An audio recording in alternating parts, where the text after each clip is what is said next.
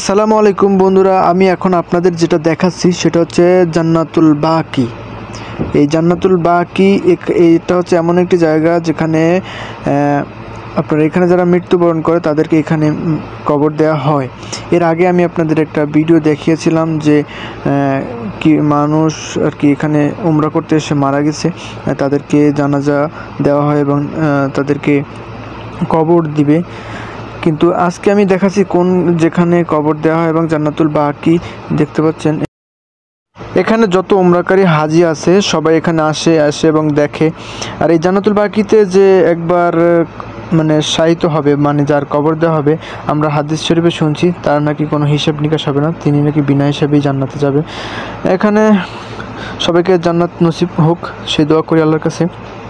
তো ভিডিওটা আপনার কাছে ভালো লাগলে লাইক কমেন্ট করে শেয়ার করে সবাইকে দেখার সুযোগ করে দিন। আল্লাহ হাফেজ।